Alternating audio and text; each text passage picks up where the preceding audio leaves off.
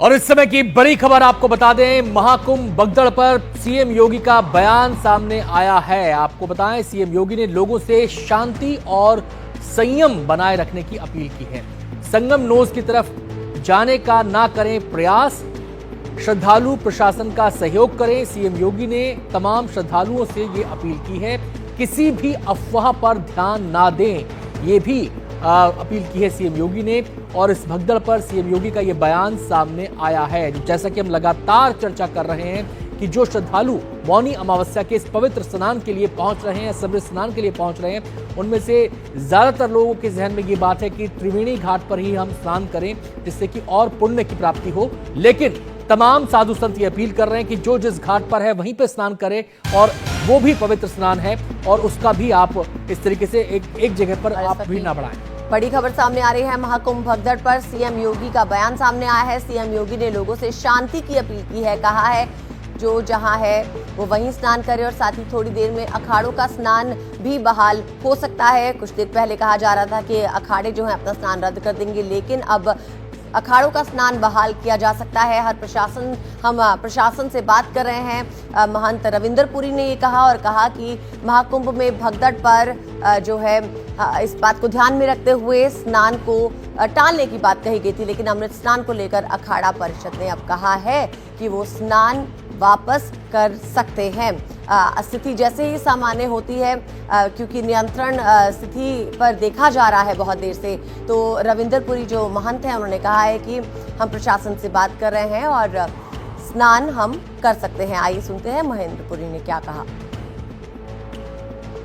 कि क्राउड कुछ कम हो रहा है और हमारी मेला प्रशासन से बात चल रही है, और हम ये चाहेंगे कि अगर क्राउड कम हो रहा है तो हम लोग स्नान करें, क्योंकि जो सुबह का समय हमने टाल दिया था। मैंने बार बार कहा था हमने स्नान टाल दिया है। टालने का अर्थ है कि सुबह का समय हमने टाल दिया है, और यूं ही स्थिति कंट्रोल में आएगी तो हो सकता है हमारी जो मेला प्रशासन से वार्ता होगी और हम स्नान करेंगे। दिवंगत आत्माएं हैं, उनकी आत्मा के मोक्ष के लिए और जो घायल हैं उनके स्वस्थ होने की प्रार्थना के साथ हमने यह पवित्र तीर्थ में स्नान किया है, संगम में स्नान किया है। और आज हमने बहुत ही सांकेतिक रूप में यह स्नान किया है, क्योंकि एक बड़ी दुखद घटना होगी, इसलिए इसको महोत्सव का रूप नहीं दिया है, इसको एक अनुष्ठान के रूप में संपन्न किया है।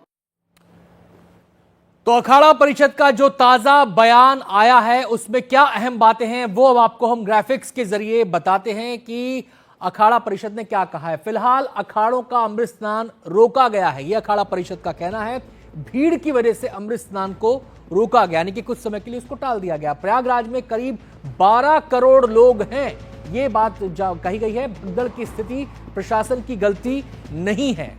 बिल्कुल, और भीड़ को प्रशासन का सहयोग करना चाहिए, अखाड़ा परिषद ने ये भी कहा है। उन्होंने कहा किसी भी घाट पर स्नान करके आप वापस लौट जाएं, संगम घाट तक जाने की कोशिश ना करें, संगम नोज तक पहुंचने की कोशिश ना करें, जिस भी घाट के आसपास मौजूद है। अखाड़ा परिषद ने कहा आप वहां पर स्नान कर वापस लौट जाएं। तो ये तस्वीरें आप देख सकते हैं, ड्रोन की तस्वीरें हैं, और ये पूरा जो मेला क्षेत्र है उसको इस ड्रोन के जरिए कवर किया गया है। और यहाँ पर आप देख सकते हैं असंख्य संख्या में यहाँ पर लोग हैं, भारी तादाद में श्रद्धालुओं के यहाँ पर मौजूद है। और जो अखाड़ा परिषद का बयान आया है उसके मुताबिक 12 करोड़ लोग इस समय पूरे मेला क्षेत्र में मौजूद हैं।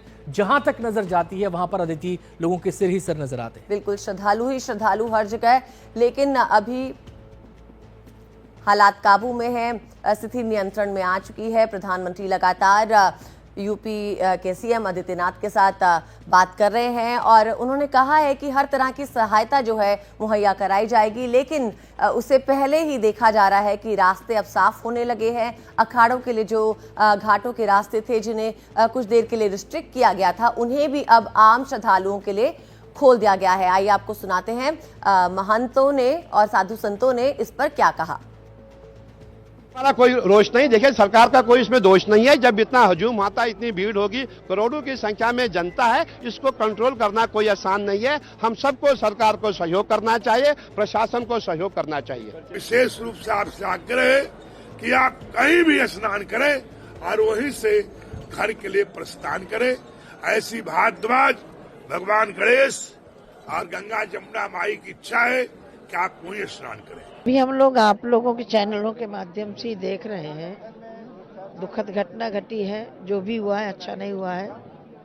उसको ध्यान में रखते हुए अखाड़ा परिषद ने फैसला लिया है, जनहित को ध्यान में रखते हुए, क्योंकि कुंभ क्षेत्र में कम से कम 10-12 करोड़ जनता आ चुकी है। उसको ध्यान में रखते हुए अमृत स्नान को कैंसिल किया है।